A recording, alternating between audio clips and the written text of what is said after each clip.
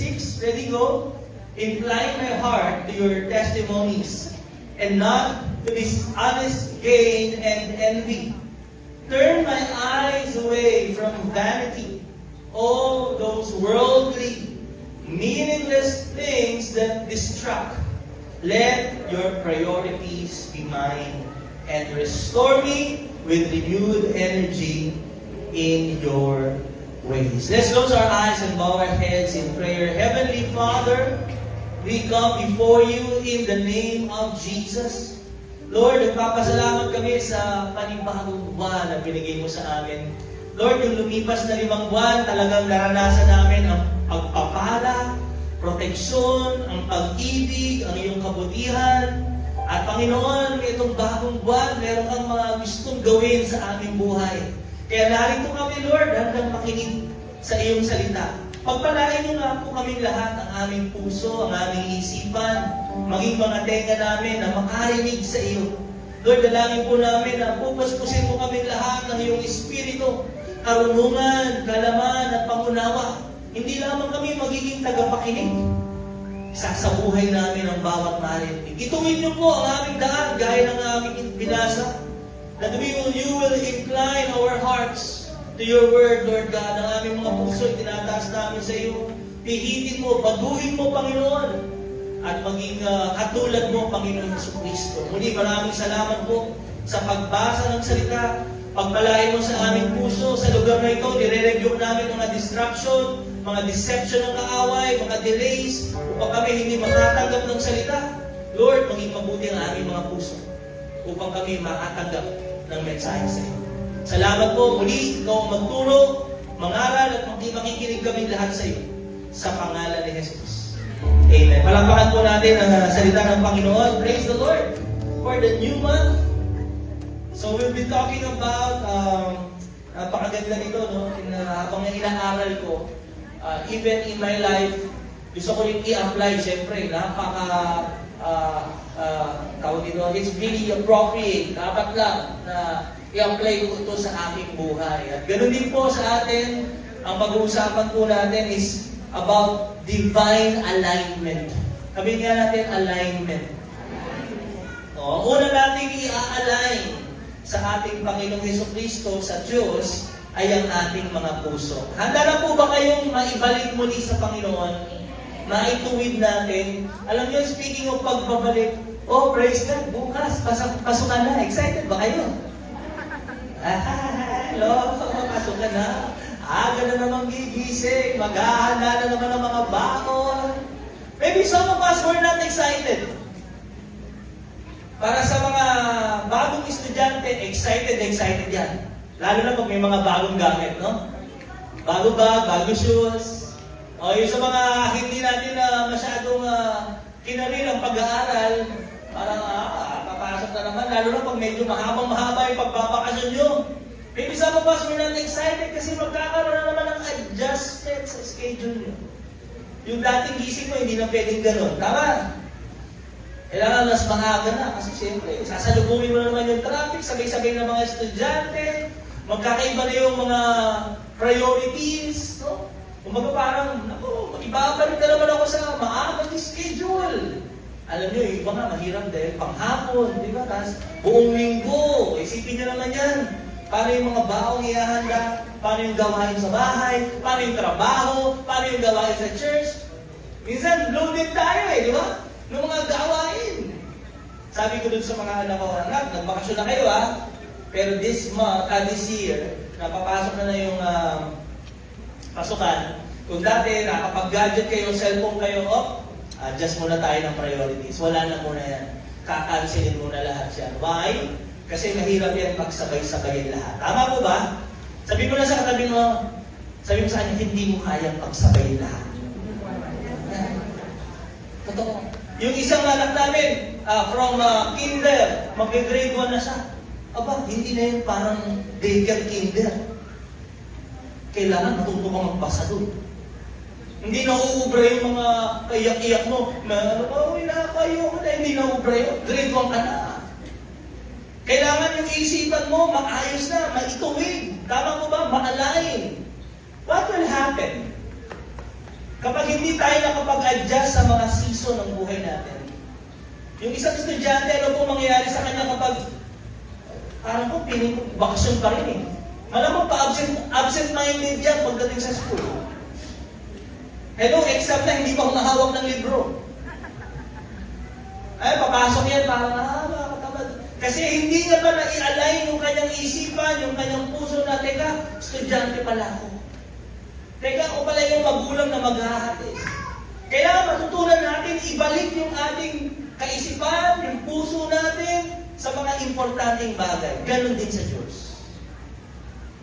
Ganon din sa ating relasyon sa ating Panginoon. We need to align ourselves, our hearts, sa ating Panginoon. Kasi in this world, talagang nadidistract po tayo. Maraming mga ginagawang kaaway para hindi tayo maibalik sa kalooban ng Panginoon. Pastor, ang tanong, bakit ba kailangan ng alignment? Bakit kailangan, Pastor, na ibabalik lagi sa Panginoon? Tandaan nyo, sa mga may sasakyan dito, sa mga may sasakyan, alam niyo yung tinatawag na wheel alignment. Yes or no? Yung wheel alignment po, yung gulong, hindi lang yung bastang umiikot. May mga nakakabit dyan ng mga bakal. Pag yun ay hindi tama, balanse, yung gulong mo, instead na diretso ang takbo, gumigiwang. Minsan tabingi, umiikot. So pag gano'n ang ikot lang yung gulong, hindi aligned, pwede siyang mapudpod ng isang side lang. So hindi tatagal ang gulong. Pwedeng masira yung mga ball joints, yung mga bakal na yun. Kaya ang ginagawa ko ng mga mekaniko dyan, kailangan ng wheel alignment. Bakit ba nagkakaroon ng disalignment ng mga gulong? Simple lang. Dumadaan ka sa lupa. Yes or no? Dumadaan ka sa mga mababato, mabuhangin. Iba-iba yan eh. Ganon din sa buhay natin. Dumadaan tayo sa iba't ibang season, tapos sa mga nagdaang season eh, napansin mo, teka, medyo malayo na pala ako sa Lord. Kay Lord, masyado yata akong nag-enjoy sa bakasyon ko. Nakalimutan ko na magbasa ng Bible. Hello! Ano ba kayo? Masyado yata akong nag-enjoy, kakanood ng TV, hindi na ako nakaka-attend. So we need to go back and align ourselves para hindi tayo ma-misdirected in our life. When our hearts are not aligned with God, diyan papasok ang pagiging self-centered, pleasure-centered, ano pa? Pride, nagiging prayerless tayo. Kapansin niyo sa buhay niyo? Dumarating yung pagkakataon na hindi ka na nanalangin, hindi ka numakate, hindi ka nagbabasa ng Bible, wala ka na sa direksyon ng Panginoon. Kaya kailangan ibabalik lagi yung ating puso, yung ating isipan. Yan po ang pag-uusapan natin for this month. The word alignment, kung sinerge ko, ang ibig sabihin niya, the word alignment is the arrangement of objects, ideas, or groups in a straight line. Sabihin niyo nga, tuwid. Yan, matuwid. In a state of agreement. Sabihin natin, agreement. Ganda ng word, no? Sabi diyan, it describes a condition of what? Harmony. Say that together. Harmony. And what? Correct positioning or strategic coordination. Sinasabi kanina ni Brother Jamie, di ba? Yung divine positioning. Kailangan nasa tamang posisyon ka. Nasa tama kang lugar. Ang ating puso, ang ating isipan. That's the word alignment. So, ibig sabihin, when we add the word divine, hindi lang siya bastang correct position. Hindi lang siya bastang agreement. Divine alignment of the heart. Can we read this together? Divine alignment of the heart means we allow God to correct, same word, and adjust our desires, our thoughts, our motives or intentions, and even our actions. So they will agree and are in harmony with His will. So, ibig sabihin po ng divine alignment, pagtuwid, na yung puso, yung isip, yung mga nais mo, ibabalik natin dapat yan in harmony sa kalooban ng Diyos. Kaya alam niyo, let's evaluate ourselves. Matatapos na po yung kalahating taon eh. Nabubuhay pa ba tayo sa kalooban ng Diyos? Yung mga nais mo ba ngayon, yan pa rin ba yung kalooban ng Panginoon? Yung mga intention natin, yung mga motivation natin, teka, ako ba ay nabubuhay pa rin sa kalooban ng Panginoon? Kaya yung ating binasa kanina sa Psalm 119:36-37, let's read that again. Ano sabi niya? Incline my heart to your testimonies, to your word. The Lord, ibalik mo nga po yung puso ko. Saan? Sa iyong salita. Saan? And not to dishonest gain and envy. Sa ibang translation ng verse 36, sa Tagalog pag binasa niya, alam niyo ba mga kapatid? Ibalik mo yung puso ko patungo sa iyo, sa mga salita mo, at hindi sa pagpapayaman lang.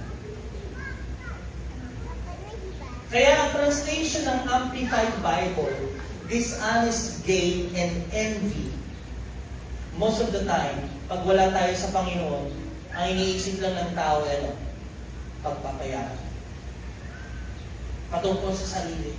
Patungkol sa mga gustong makamit sa buhay. Alam niyo ang sinasabi niya dyan? Lord, incline my heart. Lord, ibalik mo nga po. Kaya dinagdag niya yung envy. Dahil hindi niya nakukuha yung kayamanan na gusto niya, naiinggit siya sa mga tao. Kinukumpara niya yung kanyang sariling buhay. Bakit yung buhay ng ganito? Kasi ang focus niya nga is to the things of this world. The next verses, kinonect niya, turn my eyes away from what? Vanity. Pag sinabi mong vanity, walang kabuluhan. Sabihin nyo nga, walang kabuluhan. Pag narinig niyo yung vanity o yung walang kabuluhan, sino naalala niya? When it comes to the Bible, si Solomon. Pag binasa mo yung mga ngaral, Ecclesiastes, anong sabi niya sa buhay? Vanity, vanity, vanity. 3 beses inuulit niya. Everything is vanity. Walang kabuluhan. Alam niyo nung sinabi niya yan, going back to Solomon, yung sinulat na po yung Ecclesiastes, kaya bago niyo basahin yung Ecclesiastes, kailangan alam niyo kung sino yung author. Pangalawa, dapat alam niyo yung estado ng puso niya bago niya sinulat yun. Alam niyo ba yung estado ng puso niya, ng buhay niya? Sabi ng Diyos sa kanya, Solomon, maging tapat ka sa akin, sundin mo ako Huwag kang mag-aasawa ng marami, lalo na yung mga hindi Kristiyano. Huwag kang bibili ng maraming kabayo. Lahat ng yung sinuway niya. Ang asawa niya, kasama yung kanyang mga concubines, 1,000. Nakamit niyang lahat. Kaya mahal na nasa kanya lahat. Pero ano sabi niya sa buhay niya? Dahil nga nalayo siya sa Diyos. Ang buhay na malayo sa Diyos, walang kabuluhan. It's like chasing the wind. Mahuhuli niyo ba yung hangin? Yun yung explanation niya.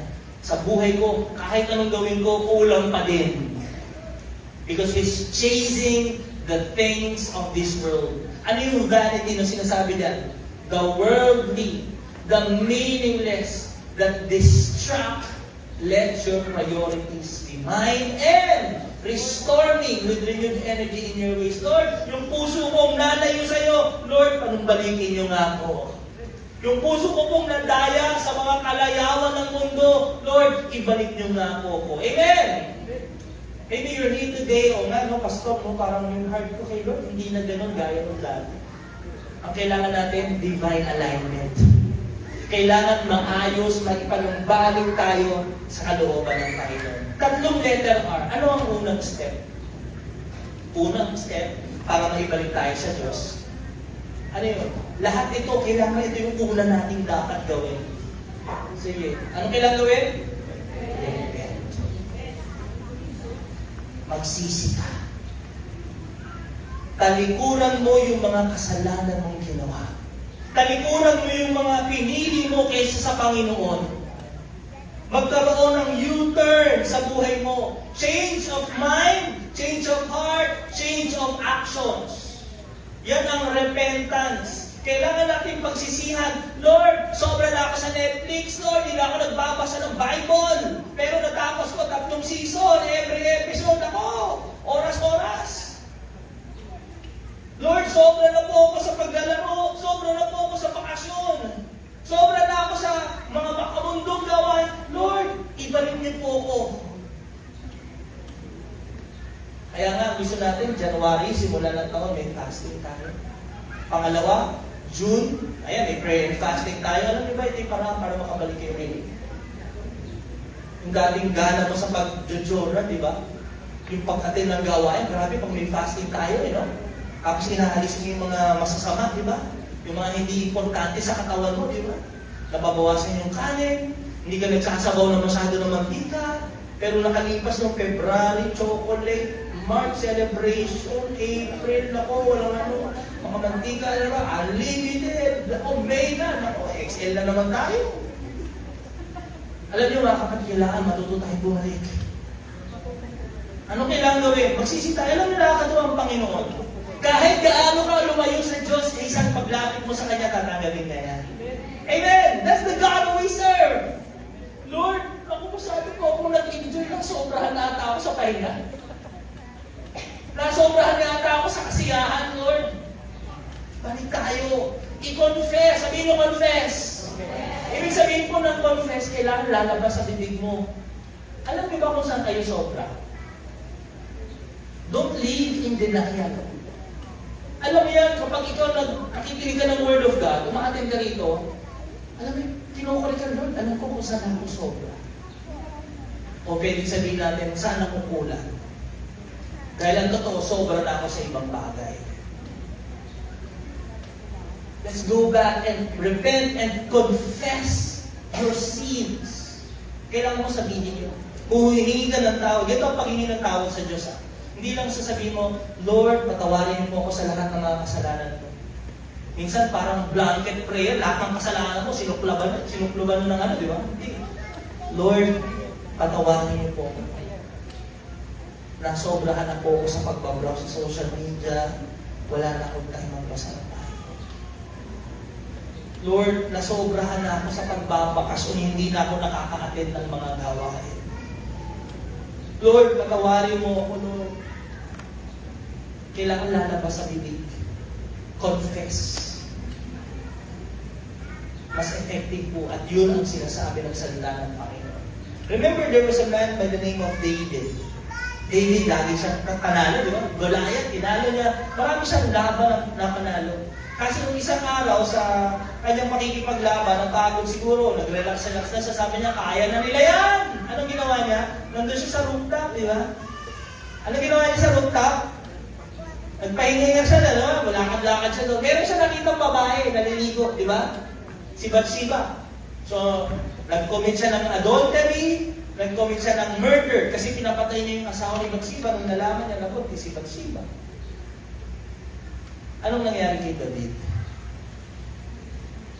Nagsisi ba siya? Yes. Meron siyang sinulat na awit. Ito yung sabi niya. Dahil nalayo na siya sa presensya ng Panginoon. Dahil wala na siya sa alignment. Dapat nandoon ka, nakikipaglabang ka, nagpapahinga ka dyan. May mga moment na ng buhay natin na gano'n. Na dapat nagpe-pray ka eh. Anong ginagawa mo? Nagbabasa ka dapat eh. Anong ginagawa mo? Alam mo sabi niya sa prayer niya, verse 10, let's read together. Create in me what? A clean heart. Pero mo sobrang dumi na kasi ng kanyang puso na nagawa niya ipapakay yung asawa ni Bathsheba. Gumawa pa siya ng masamang plano na kapag nakikipaglaban, paunahin mo na yung mga si Uriah. Tapos, pag medyo susugod na yung kabila, akras kayo. Grabe yung pagpaplano, napakasama, napakarumi na ng kanyang puso. Pero nung lumapit siya sa Diyos, humingi siya ng tawag. Sabi niya, God, Lord, create in me a clean heart. Can we say that? Can we say that prayer to the Lord? Lord, create in me a clean heart. Sa mga panahon na nakalimutan kita, sa mga panahon na narurumihan ang puso ko, sa mga panahon na kung ano-ano na yung mga naiisip ko at hindi na ikaw, Lord, linisin mo nga po uli yung puso ko. Bigyan mo ko ng galisay ng puso. And renew, ang sabi niya, God, renew a right and steadfast spirit within me. Nabe-bless ba kayo sa praise and worship team natin? Pero nakakatawa si EJ, si Edric, si Franco, si Luma. Mga kids Christian, pag tinignan namin yung DDBS nung mga ilang taon, nalilit pa. Yung gitara ni Kuya Yuma, bago yan tugtugin, may ginagawa dyan. Alam niyo kung anong ginagawa? Para maging maganda ang tunog. Ano pong ginagawa sa gitara? Ano? Tinutono. Kapag nakatono siya, laging ginagamit, di ba? Nawawala ba sa tono? Yes. Lumuluwag. Nalulus. Ano kailangan gawin sa musical instrument para kapag narinig mo ang ganda in harmony with the team? Kakabalik ka, itotono mo, pipihitin mo. Can I ask you the question? Nasa tono pa ba tayo ng Diyos? Yung attitude mo ba in tune pa in the character of Christ? Are you listening? Sa pagtugtog ng gitara na wala sa tono, minsan may mga Kristiyano ang tagal na umaattend, pero yung ugali wala sa tono. Parang hindi kay Kristo yung ugali mo. And when you continue to serve, you continue to do the things of God, pero yung heart mo wala sa tono, naku! Parang iba ka ngayon. Naranasan niyo yun? Merong witnessing na pa, parang may mali isa. Alam niyo, isa sa natutunan ko, mga kapatid. As we meet people, tinuturuan namin yung mga tao paano magbasa ng Bible, mag-devotion, pakinggan nyo ito na ikiya. Kahit hindi ko i-check ang notebook mo, kahit hindi kita lagyan ng CCTV araw-araw, kung nagbabasa ka ba ng Bible at isinasabuhay mo, malalaman ko sa ugali mo. Are you listening? Makikita mo sa tao kung nagde-devotion ba siya o hindi. Makikita mo sa tao sa ugali niya kung isinasabuhay niya yung mga devotion niya. Pwede kasi nagde-devotion ka pero hindi mo isinasabuhay, information lang yon. Walang transformation. Naintindihan niyo po ba? Kaya alam mo sa buhay natin, tingnan natin, Lord, for the past 5 months, January hanggang May, Lord, nawala na ako sa tono. Dati pagkatapos ng prayer fasting, ang bait-bait ko na, umayos na yung buhay ko eh. Talagang faithful din ako sa giving, pero nung nagkaroon ng mga challenges na mapakasol, bayaran na, hindi na ako nagtatides. Namumupit na ako kay Lord. Dati sobrang on fire ako sa pagsuserve, lagi ako maaga, pero dumating ang panahon, kung ano na yung mga nagdaan, nalilate ka na. Wala na sa tono. Ano kailangan gawin? Align our hearts. Align our hearts. Balik tayo. Ano sa buhay niyo po yung mga wala na sa tono? Ano mga pag-uugali, pananalita, mga spiritual habits natin na wala na sa tono?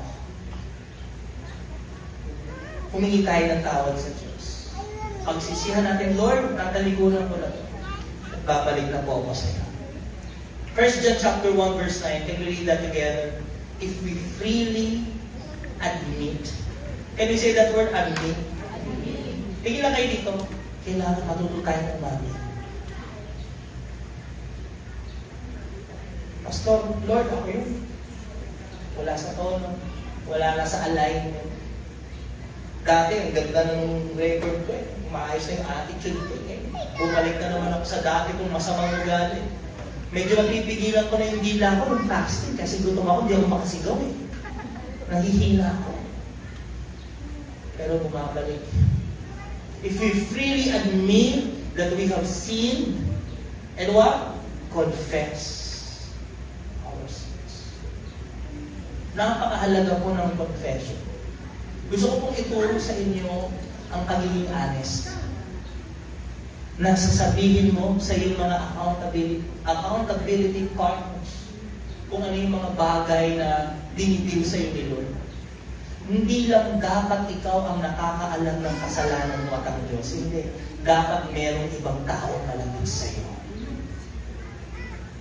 Kasi paano mo makokorek yung sarili mo? Paano ka matuturuan, mag-i-improve, mag-grow kung walang magtuturo sa iyo? And even me, I'm sharing my life dun sa aking asawa nung I was having my devotion, kaso baka hindi ko matapos siya. I was really crying when I shared. Tapos habang sinishare ko na sa kama, pagtingin ko, biyak na din siya eh. Kasi ito yung tinigyan ni Lord sa akin, sabi ko sana, ito. We need people where we can confess. Naaaminin mo yung mga kasalanan mo. Hindi yan dapat itago. Kasi ang sakit kapag tinago mo, lalala. Ang kasalanan kapag tinago mo, hindi masusolusyonan. Kailangan buksan natin ang puso natin. Honesty is a prerequisite for healing. Gusto nyo gumaling? Gusto nyo mabago? Hello? Gusto nyo? Gusto nyo mag-grow, mag-improve? Sabihin mo yung mali sa'yo. At kapag kinulit ka, huwag kang magalit, magbago ka nga. We need to confess. Ang sabi ko, when you confess, when you repent, He is faithful. He is true to His own nature and promises. Gaano man karami ang kasalanan mo, patatawarin ka ni Lord. Hindi ka niya itataboy, hindi ka niya kasusuklaman. God will forgive you. And will forgive our sins, and read that together, and cleanse us continually from all unrighteousness. Sino dito naniniwala kayo na araw-araw kailangan kang maging malinis? At may mga marumi sa buhay mo. Amen? And even in my life, alam ko, may mga pagkakataon pa rin na, Lord, kailangan mabago to, kailangan malinis to sa akin, kailangan mawala to sa akin. We confess. Kapag hindi mo sinabi, kapag hindi mo inamin, paano ka mapapatawad? Unrighteousness are wrongdoing, everything not in conformity with His will and purpose. Yung Amplified Bible, when sinabi niyo unrighteousness, yung mga maling gawa, lahat ng mga ginagawa mo na hindi ayon sa kalooban ng Diyos. Kaya, balik tayo, Lord, June, first month. Alam, June, July, pero yun, 3 buwan na lang, Pasko na naman. Alam, gusto naman si Richard, pero mas agad. Ang bilis ang panahon! Pero ang Panginoon, di naman nagpapabaya, no? Dalangin ko, no? Magbago rin yung ating buhay. Makabalik tayo sa matuwid na pamumuhay sa kalooban ng Panginoon. So, paano tayo maa-align sa ating puso? Puso pa lang to, ha, mga kapatid. Yung puso natin. Pagsisihan natin kasalanan natin. Aminin mo. Sabihin mo yung kasalanan mo. Sa mga accountability pa. Kung may asawa ka, sabihin mo sa asawa mo. Kung wala kang asawa, sabihin mo doon sa cell group leader. Kung wala kang cell group na kinabibilangan, kailangan mo minsan pagsasabihan. Doon ka mapapahan. Doon ka matutulungan, ipapanalangin. And then, pangalawang R. 3 lang ito. The second R is to remove all distractions. Sabihin mo, remove all distractions. Woo! Speaking of distractions sa buhay natin ngayon, sa mga nauna pong nabuhay sa amin, pasensya na po kayo, pero totoo naman, sa mga panahon po ng mga 1950, 60, 70, wala pang masyadong distraction. Tama ba? Sa paglilingkod sa Diyos. Tama ba? Ang mga laro lang nun, trumpo, yo-yo, walang lahat, hindi lahat ng tahanan, may TV, nakikinood lang sa TV na may cabinet, di ba? Tapos pag alas 6 na ng gabi, kakalimbang na dun sa sa simbahan, magmamano yung mga bata, nagsumutsot na yung mga magulos, kanya-kanyang tulog, uuwi na, matutulog na. Ang pinakayaman ng bata sa mga panahon na yun, Jolens, tsaka Dex.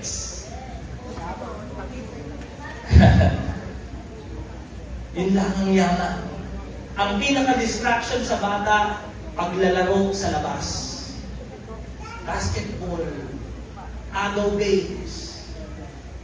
Pero sa panahon ngayon, I'm telling you, sobrang kahit sa katumingin, pwede kang ma-distract. Walang sino man makapagsasabi na wala siyang pwedeng gawin.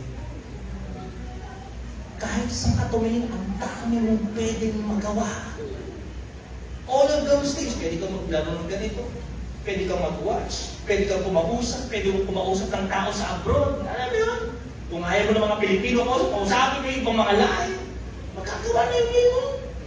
Para lang yung oras mo sobrang daming distraction. Alam niyo bakit? Isa sa mga dahilan. Kasi ang distraction ay isang gamit ng kaaway para ilayo ang mga tao sa Diyos. Magugulat na lang ang mundo, darating na si Jesus. Dinidistract niya ang mga tao para makalimutan nila yung pinakamahalaga sa lahat, ang buhay na walang hanggan. Dinidistract nila yung mga tao para hindi natin mabahagi. Sobra akong busy, hindi ako makapag-share, hindi ako makapag-invite. Dinidistract nila ang mga tao para wala silang time na marinig ang salita ng Diyos. Busy ako din. Alam na yan? Nung mga unang mga panahon na yun, pag-usapang prayer meeting, saan ba yan? Saan ba yan? Alam niyo, nag-mission kami sa probinsya. Yung mga tao sa province, ang dami nilang time. Totoo. Saan ba yan? Kinahaling ano pala. O sige, pupunta kami dyan. Lama kami yung kasi wala masyadong distraction. Subukan mo mag-invite now in our age. Lahat ng tao may appointment, lahat ng mga tao schedule. Tama ba? Para hindi marinig yung magandang balita. Going back to us believers, huwag tayong nating hayaan na mag-disalign tayo dun sa mga mahalagang bagay. Ibabalik natin sa Panginoon kung ano yung nararapat sa Kanya. Balikan natin. Let's read in the verse 37. Ang sabi nga, turn my eyes away. The eyes are the windows of your soul. Kung ano yung nakikita mo, naiisip mo. Kung ano yung naiisip mo, yan na yung nararamdaman mo. Pakinggan nyo Kung ano yung nakita mo, naisip mo. Kung ano yung naisip mo, example lang. Nag-browse ka sa social media. Lumabas yung food vlog, may bagong kainan. Unlimited. Wow, sarap gata na. Sarap na. Marami na. Susulit ko yun na. Naisip mo, nararamdaman mo na. Tapos ano na? Kung ano yung nararamdaman mo, sinasabi mo na, punta tayo doon. Mukhang masarap doon. Hanggang kung sinasabi mo na, pinuntahan mo na, ginawa mo na. Saan nagsimula? Sa mata. Sa mata. Kung ano yung nakikita natin. Have you ever experienced, nasa bahay kayo, nagpapahinga kayo, tapos parang biglang may mga nagpa-flash na mga pagkain, tapos biglang parang nagugutom ka. Parang ka nag-crave. Naranasan ko yun. Kasi yun yung nakita. Ang problem dito, yung nakita ko walang kabuluhan sa karya ng Diyos. Kaya ang sabi ng psalmist, turn my eyes away from that. Walang kabuluhan. Look at your life right now. Evaluate, examine. Anong mga area sa buhay ko ang totoong pinapalakpakan ng langit at sinaselebrate? Yung mga pinupursu ko sa buhay, yung mga binibigyan ko ng oras, ng panahon, may pagmamalaki ko ba yan sa harapan ng Panginoon? Mga kabataan din kayo rito, Lord, grabe, kita mo, taas na ng rank ko, ano na to, legend na to.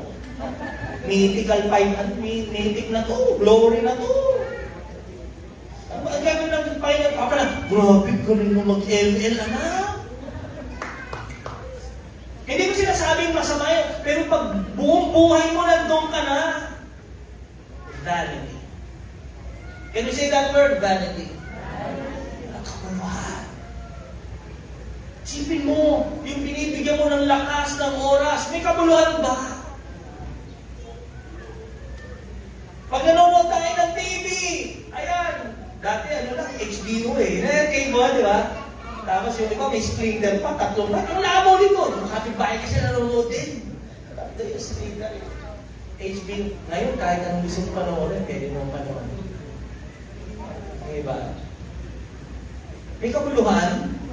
Sabi niya, Lord, turn away my eyes from vanity. Bakit? These meaningless things, what?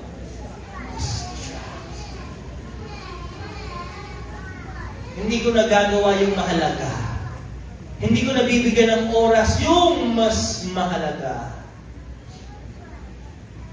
Ano po ba yung mga distractions sa buhay natin bilang mga sumasampalataya? Meron lang mo sinulat, 4. Number 1, worldly desires and materialism. Kapag ang puso ang isipan na natin lagi sa mga bagay ng mundong ito, kapatid, mag-iingat ka, baka nawawala ka na sa alignment. Kapag ang lagi mong pinupursu sa mundong ito, paano mo magkakapera at yayaman, mabili mo ang gusto mo bilhin, at nakalimutan mo na ang Panginoon, ang kahulugan ng buhay mo, kapatid, ingat. Hindi masama yan. Pinagpipray nga natin na ma-bless kayo. Amen, amen ba? Gusto nga namin talagang kayo talagang mag-prosper. At Panginoon, gusto rin at gusto rin nagpo-provide. Pero kapag yun na yung ating puso at isipan, kapatid, buti na tayo. Pwede na tayong ilayo sa kalooban ng Diyos. Look at here. Let's read what Apostle John, the beloved, yung sinasabi niya. 1 John chapter 2. Sabay-sabay, basahin po. Huwag ninyong ibigin ang don't love the world. Bakit? Ang mga bagay o ang mga bagay na nasa sanlibutan. Bakit? Huwag kong ibigin masyado itong mga hindi naman sinasabi na maging marakas tayo. Putulin na yung mga puno na yan. Patay na mga pusa, mga aso. Hindi ganoon. Ano ibig sabihin dito? Ang umiibig sa sanlibutan ay hindi umiibig sa lahat. Ang lahat ng nasa sanlibutan, ano daw yan? Pagnanasa ng laman. Lust of the flesh. Kung saan tayo masasayahan. Yung katawan natin. Okay, busog na busog kayo sa inyo, di ba? The sexual appetites. Pagnanasa ng mata. The lust of the eyes. Na kapag meron ka nun, uy, wow, gusto ko rin nun, gusto ko rin yan. At ang pagmamalaki sa buhay, pride of life. Ito ay hindi nagmumula sa Ama, kundi saan? Sa libutan. Bakit sinasabi sa atin ng Bible na huwag niyong mahalin ito? Anong bakit? Tingnan dito, mabobroken hearted ka na. Talagang masaasaktan ka lang. Totoo? Alam mo, ganun ang Lord natin, no? Nung binabasa ko ito, Lord, salamat mo. Binigyan mo na ako ng warning. Na hindi ko dapat mahalin ilagay yung puso ko, yung isip ko sa buhay ko dito sa mga bagay sa mundong ito. Sabi niya, nak, mabobroken hearted ka lang. Alam niyo kung bakit? Bakit ka mabobroken hearted? Mawawala ang sanlibutan at ang lahat ng mga bagay na pinagnanasahan.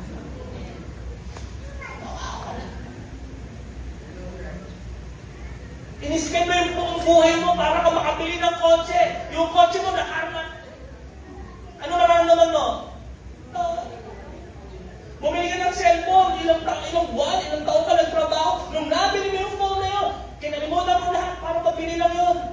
Tapos na-snatch. What do you feel?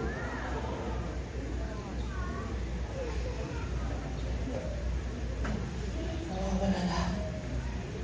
Sinasabi ko ng Bible na masasama ang mga bagay na ito.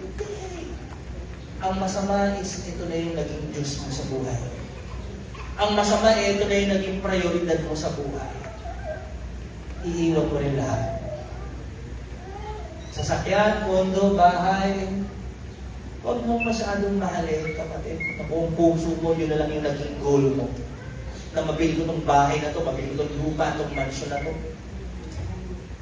We can learn from our leaders. They realized in their life, as they serve the Lord, binibless sila ng Panginoon. Bishop, Ricky, Reverend, hindi mo, hindi yung property ng church. Mana yun sa kanya. 1.5 hectares. Pag dito, tumingin ka hanggang doon sa may kalsada. Hindi ko nga nilaman, may malayo. Alam sabi niyo ba? Ikuhan namin lahat yan, pero eto, kay Lord to, gagawin tong worship center. Amen! Hindi yung property, hindi natin yung nabili, hindi yung nabili ng simbahan. It was her desire. Bakit? Sabi sa akin, hindi siya, bago kami mapunta sa isang property, man, training mo yung mga anak mo, mag-build kayo ng lang, pero yung gawain ng Lord, magpapatuloy sa inyo. All of these things, iwan din natin. Kaya yung heart natin, kamusta? Baka yun yung nagiging distraction sa buhay mo.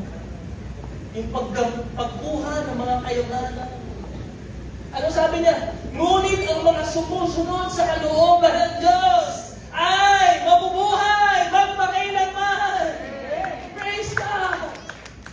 We will live forever with the Lord. Yun ang mahalaga sa lahat. Kaya huwag na huwag ipagpapalit yung relasyon mo sa Diyos. Sa life management lesson natin sa mga leaders, alam niyo ba, ang mga taong may relasyon sa Diyos, hari siya ng mga hari, tawag mo sa kanya tatay, pinagpala ka. Kahit hindi makapal yung wallet mo, o walang naman ang Gcash mo, kapatid, bless ka kung may relationship ka kay Lord. Kaya huwag mong hayaan yung mga bagay na yan. Hindi ko ito wala ka ng mga material na bagay, mahirap na hindi. Sabi yan, you will live forever if you continue to obey the will of the Lord. Ano bang distraction sa atin? Alam yung pangalawa? Yung pagiging busy. And overcommitment.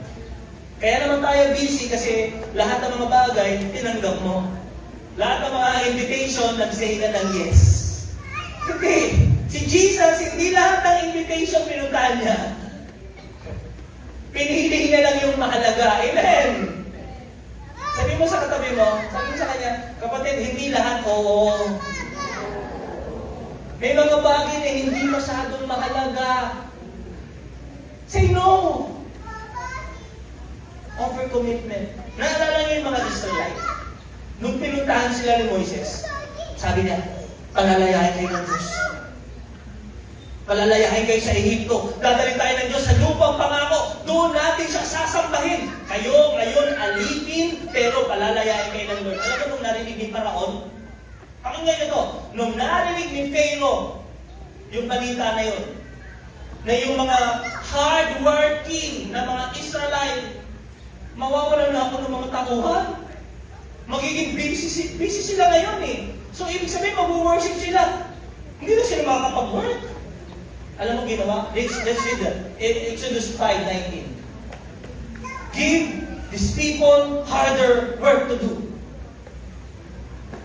That they will keep them too busy to pay attention. Alam mo ginagawa ng kaaway? Ginagawa ka niyang sobrang busy para hindi mo marinig ang mga importanteng bagay patungkol sa Diyos. Ang mga tao ginagawa niyang busy para magpatungkol sa simbahan, sa pakikinig ng salita ng Diyos, wala silang panahon. Pero invite mo sa mga kainan, swimming, kasiyahan, nandyan yan. Invite mo ng extra income, extra hassle, nandyan yan. Amen? Yan ang mundo. Ang ginagawa ng tao, kaya alam niyo, pakinggan nito, business does not always mean you are doing the will of God. Hindi ka tinawag ni Lord para maging busy. He calls you to be fruitful. He calls you to be faithful. Amen? Kaya tingnan mo, sobrang ba akong busy? Wala akong time sa mga gawain sa Lord. Kailangan babalik ako. Hindi lahat ng extra income side hustle galing sa Diyos yan. Hello? Hindi lahat ng pera, kaperahan galing sa Lord. Baka minsan ginagamit ng kaaway para ano? Na-distract ka. Alam niyo isang susi dito para hindi tayo masyado ma-distract. Maging content tayo. Amen? Pagpasalamat natin kung ano yung meron tayo. Parang, Lord, hindi naman kami sobrang hindi naman kami naghihirap ng challenges, hindi naman kami napapabayaan. Pero nakapaglingkod ako kay Lord. Masaya ako pag naglilingkod kay Lord. Amen? Kung hindi ko magkaroon ako ng ganyan, okay lang. Pero iba yung joy ko kapag may saserve ako kay Lord. Yung contentment din, kapatid. Napakahalaga. Pangatlo, pang-apat, magkasama. Ano nagdi-distract sa mga Kristiyano? Bakit nawawala sa kalooban ng Diyos? Sinful habits. Mga makasalanang gawa. If you're here today and nag-i-struggle ka into that sin, na, Lord, bakit hindi ako makaalis dito? Bakit hindi ko to paulit-ulit to sa buhay ko? Kapatid, ang lahat ng kasalanan sa buhay natin, wala nang kapangyarihan yan. Dahil sa ginawa ni Jesus sa krus, inalisan niya ng kapangyarihan ng kasalanan sa buhay ng tao. Binigyan ka na ng kanyang grasya to say no sa lahat ng mga kasamaan na yan. Nasa iyo na yung desisyon kung tatalikuran mo yan ngayon. Pero sabihin ko sa iyo, may kapangyarihan kang tumalikod dyan. Binigyan ka ng Lord ng kanyang Espiritu, ng kanyang grasya, na talikuran ang mga makasalanan gawa sa buhay mo. You can say no. Ano pa? Pangapat, entertainment and social media. When speaking of entertainment, balik tayo sa mga 40 years ago. Ano ang entertainment ng tao? Ayan. Sige nga. Wala pa masyado nun. Hindi kami nanonood doon. Bawal kami magbuyat. Sige, ano entertainment ng mga tao? Ha? Basketball? Ano pa? Ha? Comics? Song hits? Tama? Wala kayang Game Boy nun. Tetris, meron. Diba? Mga larong Pinoy. Pero sa panahon natin ngayon, speaking of entertainment, lahat pwede mong gawin. Dati, meron lang tayo na-entertain, di ba? Pero ngayon, lahat ng oras pwede kang ma-entertain. It's all about the pleasures. How can you will experience happiness. Lahat, gagawin. Ngayon, social media. Ang social media dati talaga, mga marites lang talaga. Mga kapitbahay, pag tilaang pa man, nandun na yun, lalabasa, tagalin na po, hingin na po. Gising na sila. Tapos nagwawalis pa sa umaga, di ba? Yun ang social media ngayon. Pero ngayon, kahit nasa ang lugar, kita mo eh. People love these kinds of distraction, especially those who are living in darkness. Pero hindi ka na nabubuhay sa dilim. Amen ba? Hindi na tayo mga anak ng dilim. Anak na tayo sa liwanag ng Panginoon. Hebrews 12 verse 1. Read it together. Kaya nga, dahil napapaligiran tayo na napakaraming saksi. Sabay-sabay, malakas. Tanggalin natin ang malaki. At ang kasalanan kumakapit sa atin. Buong tiyaga tayong tumakbo sa takbuhin na sa ating harapan. Evaluate your life, your priorities, yung investment mo, yung values mo. Ano ba yung mga bagay na dapat iaalay lahat yan sa ating Panginoon, sa Kanyang salita. And finally, kapag nagsisi ka sa kasalanan mo, inalis mo lahat ng mga distraction. Alam niyo, mga distraction sa buhay mo, bawasan nyo, alisin nyo, kaya na yan. Pangatlo, reorganize priorities. Ayusin mo, ano ba yung mas mahalaga?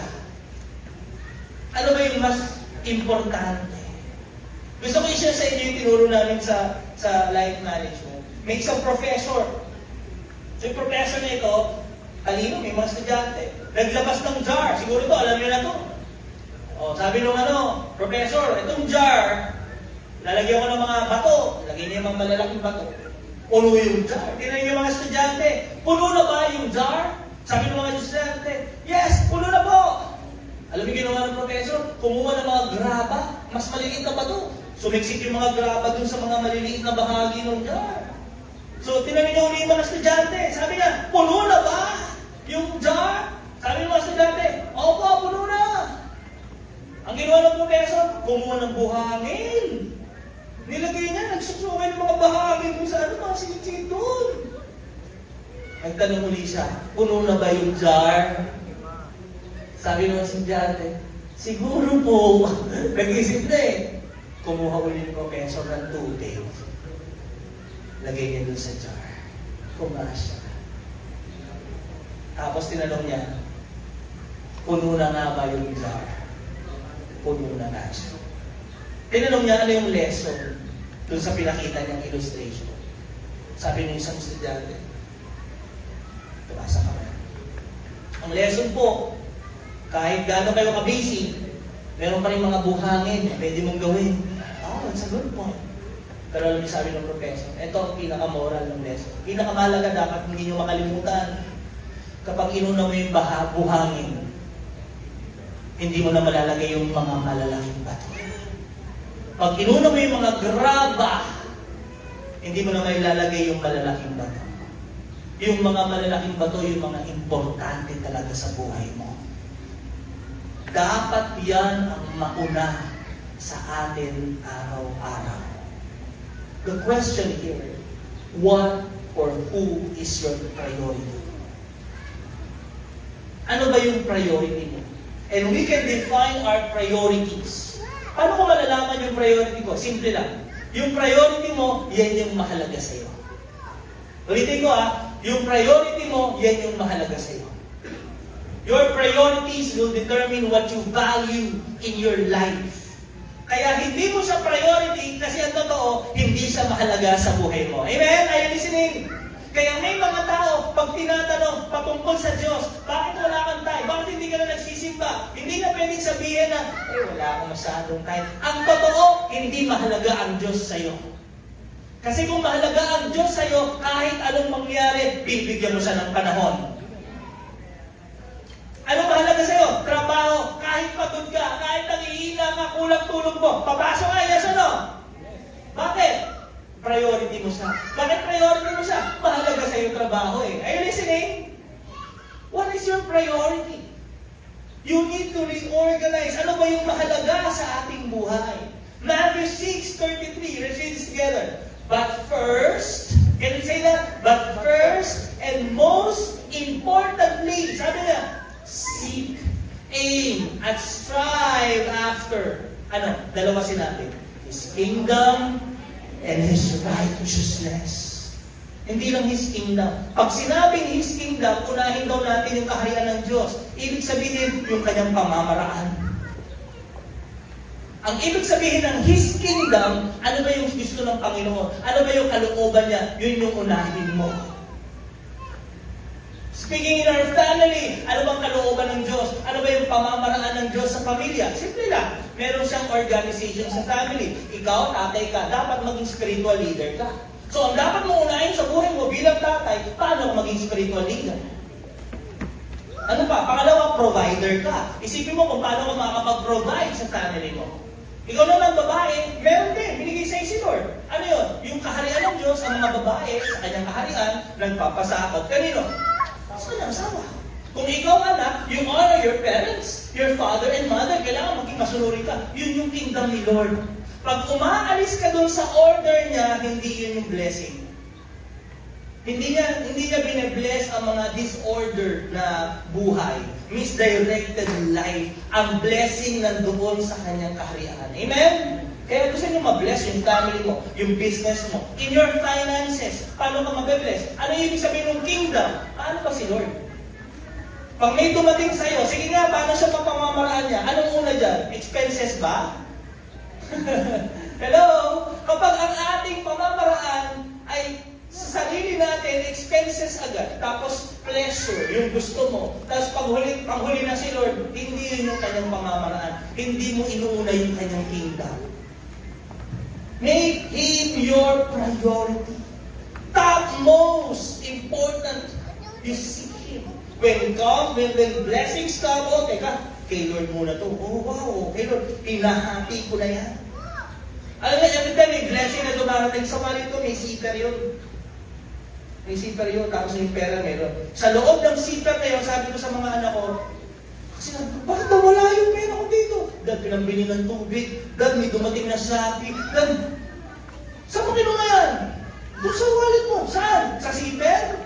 Kay Lord yun. Kung kukuhanin nyo, tinatabi mo na yun. Para pagdating ng Sunday, nakahanda na yun. And they learn, kung gagalawin, kumuha ka, huwag dun sa loob ng zipper kasi sealed na yung kay Lord na yun. Amen? Are you listening? In your finances, in your life, sa katawan mo, papahinga pa ba kayo? Yung kingdom niya, napakahalaga.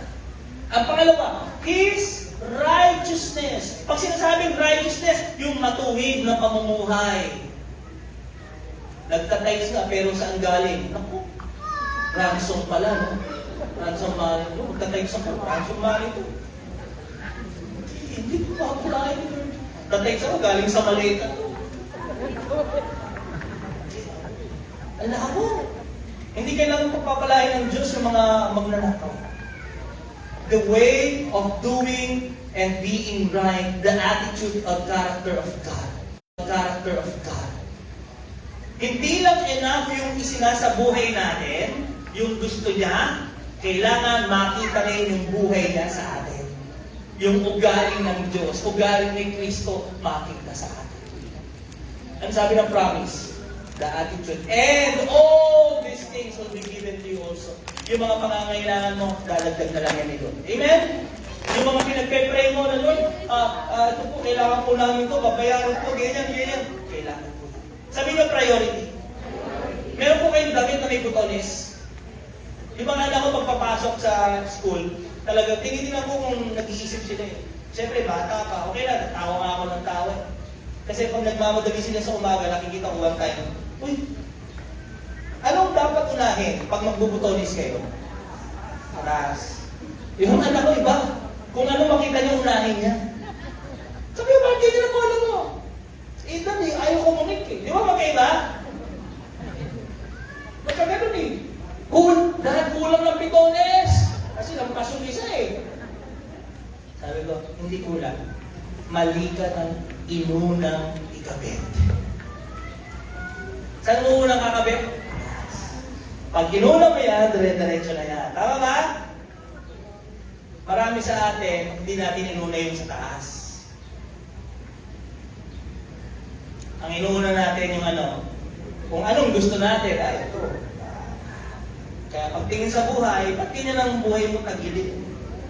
Ba't parang wala ka sa ayos? Kasi hindi inuna yung sa taas. Sabi mo sa katabi mo, unahin yung sa taas. Nakikita mo pagpapala ng Lord. Kailangan sumusunod.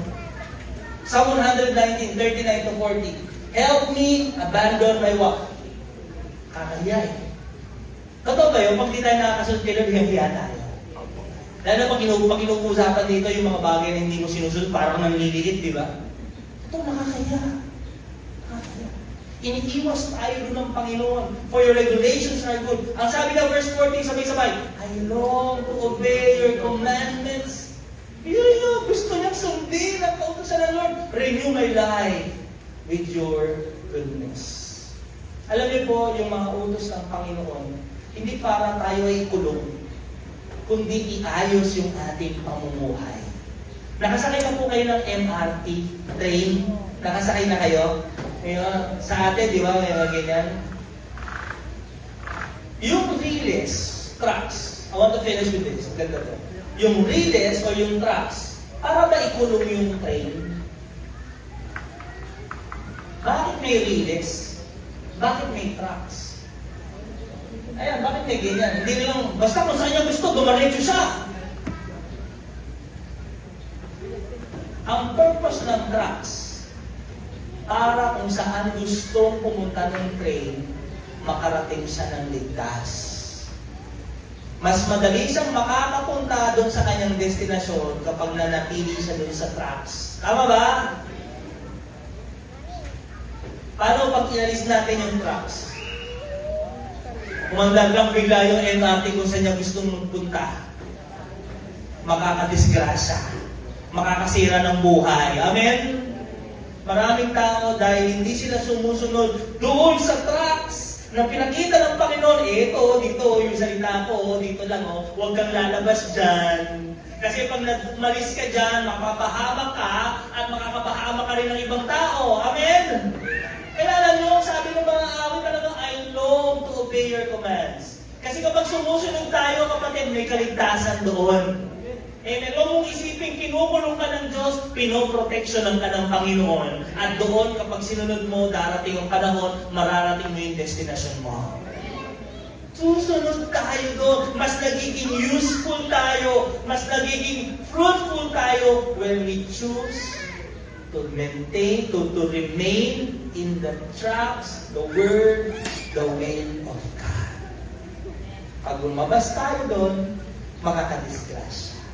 Kaya ba kailangan natin gawin? Reorganize our priorities. Si Jesus, nung siya'y bumaba dito, hindi sabog ang kanyang buhay. Alam niya ang kanyang gagawin. Ano sabi niya? Final verse. I have come down from heaven not to do my own will. Hindi niya sinunod yung kanyang sarili kalooban. Not to do my own purpose. John 6:38. Ang sabi niya, but to do the will and purpose of Him who sent me. I want you to understand, nung nagsimula si Jesus ng kanyang ministry, nung natapos na yung kanyang mission, alam niyo kung ilang taon lang? 3.5 years. Sabi niya, it is finished. Pinanganak si Jesus, baby, naging bata, naging adult, 30 years old, nagsimula siya ng kanyang ministry, ng mission. Alam niyo ba kung kailan niya natapos? 3.5 taon lang, natapos niya na. Sabi niya sa krus, it is finished. Hindi niya sinabing, I am. It, ibig sabihin yung mission niya. Tingin lahat nito. Ilang taon na tayo kay Lord? Bakit hindi pa rin natin matapos yung mission? Bakit? Maraming distraction. Kala mo kailangan gawin dyan? Kung tayo ay na-disalign, prepare. Balik tayo kay Lord. Alisin natin yung mga distraction. And then, reorganize our priorities. Humingi tayo ng tawag kung tayo man ay nalayo sa ating Panginoon. Can we close our eyes and bow our heads in prayer? Sa ating pong panalangin, mga kapatid, maybe God spoke to you. Sinasabi ng Panginoon na kailangan mong talikuran ng kasalanan, pagsisihan ng kasalanan, tumalikod sa kasamaan. Parang sinasabi ng Lord na masyado kang distracted sa buhay, ang dami mong ginagawa, you're overcommitting your life to the meaningless things of this world. Kapatid, balik tayo. Let us have the alignment of our hearts at yun ay mangyayari lamang kung isusuko mo ang iyong sarili sa Lord at hahayaan mo na siya ang masunod sa iyong buhay. If you're that person today, sinasabi mo, Pastor, ako Lord, gusto ko pong ikaw na ang masunod, Panginoong Jesucristo. Lord, inaamin ko na distract ako ng maraming beses. Aaminin ko, Lord, wala ako sa focus.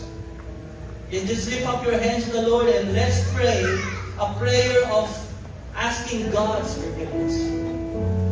Hingi tayo ng tawad sa Lord, kapatid. It's between you and God right now. Maaaring yung puso mo wala sa kalooban ng Diyos. Kapatid, lumapit tayo sa Panginoon na tayo patatawarin. As you lift up your hands to the Lord, sabay-sabay tayo manalangin, kapatid. Ikaw yan, sabihin mo sa Kanya, Panginoong Jesus, Lord, patawarin niyo po ako. Nadaya ako ng mundo ito. Patawad po, Panginoon, ako'y isang makasalanan. Patawad po, Lord, hindi kita inuna sa buhay ko. Panginoon, pinagsisisihan ko na po lahat. Binubuksan ko ang puso ko, tinatanggap kita bilang Panginoon at tagapagligtas. Mula ngayon, ang kalooban mo ang masusunod. Ikaw ang maghari sa akin, Panginoon Jesus. Salamat po sa pagpapatawad mo sa akin at sa buhay na walang hanggan. Panginoon Jesus, ayusin niyo po ang aking buhay, ang aking puso. Isinusuko ko sa iyo. Sa pangalan ni Jesus. Amen. Palakpakan natin ang Panginoon. Tayo na tayo, mga kapatid. Panginoon, nagpapasalamat po kami sa mga salita na aming tinanggap. Lord, these are the tracks in our life na doon kami mananatili. Hindi kami lalayo, hindi kami aalis. We long to obey your commands, Lord God. At habang kami nabubuhay, Lord, kalooban mo ang masusunod sa amin. Like our Lord Jesus Christ says, your will, God, your purpose, God, it will be our life. Kung ano yung nais mo, layunin mo, yun ang aming susundin. Kaya Lord, pagpalain niyo po ang aming mga kapatid na mga kamay na bukas sa pagtatanim, ang lahat ng mga nagtatanim sa iyong kaharian ay merong aanihin pagpapala. Kaya Panginoon, maraming salamat po, pagpalain mo mga negosyo, ang mga trabaho. Lord, bless your people, pero hindi ito distraction sa amin. Ito'y magiging pagpapala sa amin. at lalong maluluwalhati, mapaparangalan ng iyong pangalan dahil pinagpapaalam mo ang iyong mga anak. Panginoon, maraming salamat po at pinapahayag, tinatanggap, pinaniniwalaan namin ang masaganang pagpapala sa pangalan ni Jesus. Amen. Amen. Thank you, Lord. From my heart to the end, Jesus is the center. It's all about you. Yes, it's all about you. From my heart to the end, Praise God. Jesus is the center. It's all about you. Yes, it's all about you. From my heart to the end, Jesus be the center. It's all about you. Yes, it's all about Salamat po, Panginoon. One more time, let's pray to our Lord. God, thank you for the word that is planted in our hearts. Lord, ang aming mga puso, ibinabalik mo patungo sa iyo. Incline our hearts to you, O God. Give us a clean and a pure heart. Na Lord, ang aming mga intentions, ang aming motivation, ang aming mga desire, Lord, ay ayon sa iyong kalooban. Kaya Panginoon, salamat po sa salita. Ito'y tutubo, lalago at magkakaroon ng bunga sa buhay ng bawat isa. Hindi kami malalayo, Panginoon. Lagi kami babalik sa iyong kalooban. Salamat po. At ang lahat ng humingi ng tawad ay pinatawad mo na lahat. Ang lahat na nagsisi sa kasalanan at sumampalataya sa iyo ay bago na ng nilalang. Kaya Panginoon, pinabalik namin sa iyo ang lahat ng papuri at pagsamba sa pangalan ni Jesus. Everybody say, Amen. Lift up our hands to the Lord. Kanina po ba nag-pray kayo? Sumabay po kayo kanina sa prayer na, Lord, patawarin mo ako, God. Alam nyo, ang Panginoon ay sumasa iyo. Ang kailangan na lang natin gawin, sundin natin ang kanyang kalooban. Kaya sabay-sabay tayo, declare together, I am a child of the Most High God. I am blessed. I am full of wisdom, full of power, full of potential. I can do all things. I will overcome. I have a great destiny in Christ. I believe it. I receive it in Jesus' name.